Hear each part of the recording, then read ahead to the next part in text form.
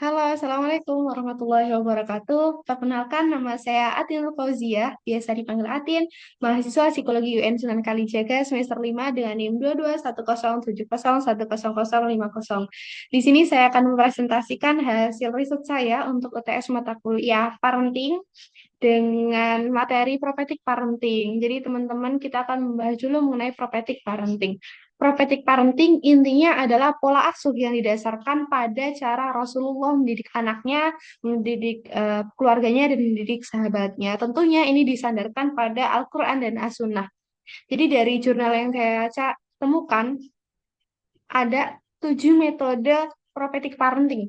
Yang pertama adalah menampilkan suri tauladan, yang kedua memberikan nasihat di waktu yang tepat, yang ketiga mengajarkan pembiasaan, yang keempat bersikap adil dan menyamakan pemberian untuk anak, yang kelima pemberian pujian, sanjungan dan hukuman kepada anak, yang keenam menghindari marah dan mencela, dan yang terakhir adalah metode kisah. Kita masuk ke yang pertama, yakni menampilkan suri tauladan.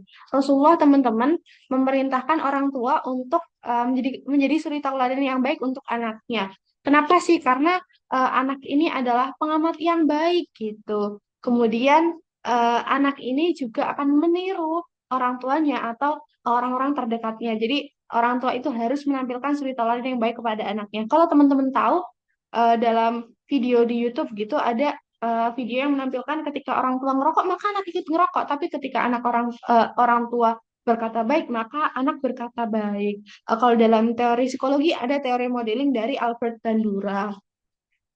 Selanjutnya ada memberi nasihat di waktu yang tepat. Jadi dalam Islam ada 3 waktu yang tepat, teman-teman. Yang pertama ketika dalam perjalanan, yang kedua ketika anak makan atau tepatnya setelah makan ya, dan yang terakhir ketika anak sakit. Dua yang pertama reasonnya adalah anak dalam kondisi ini dalam kondisi senang, sehingga dalam keadaan senang anak lebih mudah menerima masukan-masukan dari orang tuanya. Dan yang terakhir ketika anak sakit, anak itu dalam kondisi lemah. Jadi ketika dalam kondisi lemah ia akan cenderung menurut juga kepada kedua orang tuanya.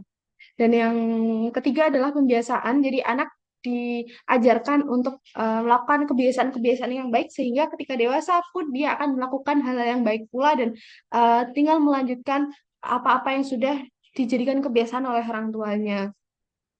Selanjutnya, bersikap adil dan tidak membedakan antara anak ini menjadi poin yang sangat krusial bagi orang tua yang memiliki anak yang nggak hanya satu gitu ya.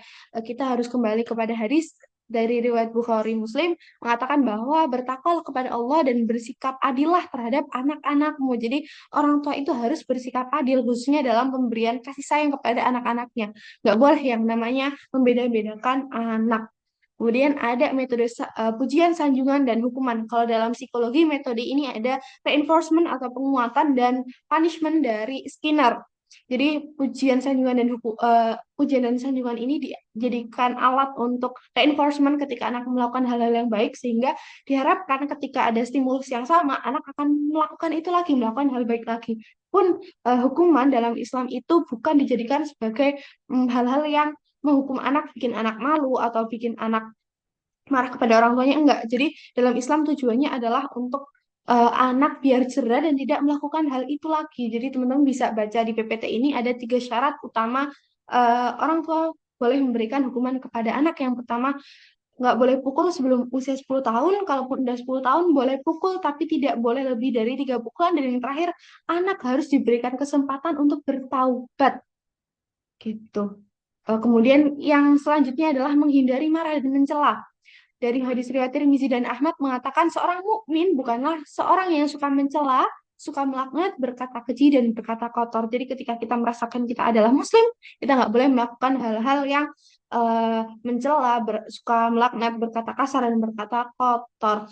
Apalagi orang tua itu doanya mustajab ya teman-teman. Jadi kita harus menahan mulut kita untuk tidak mengatakan hal yang buruk kepada anak. Jadi kalau baru emosi kita bisa, oh ya Allah anakku sayangku, cintaku, pinter banget. Nah kayak gitu kita ngomongnya ke anak. Nggak boleh namanya menjelek-jelekan anak. Selanjutnya dan yang terakhir adalah metode kisah. Metode ini bisa dijadikan referensi selain pemberian nasihat. Apalagi ketika anak udah mulai beranjak dewasa, karena biasanya ketika anak mulai beranjak dewasa udah sulit untuk diberikan nasihat. Jadi metode kisah ini bisa dijadikan referensi agar anak itu tidak merasa diceramahi, kemudian anak bisa belajar nalar reasoning sebab akibat gitu. Eh, Ini adalah referensi yang saya gunakan. Ada tiga, yang satu jurnal dan yang kedua dari web. Teman-teman bisa cari di sini. Kurang lebihnya, mohon maaf, wongol muafiq ila aqwamit Kalau ada yang kurang bisa ditambahkan di kolom komentar. Wassalamualaikum warahmatullahi wabarakatuh.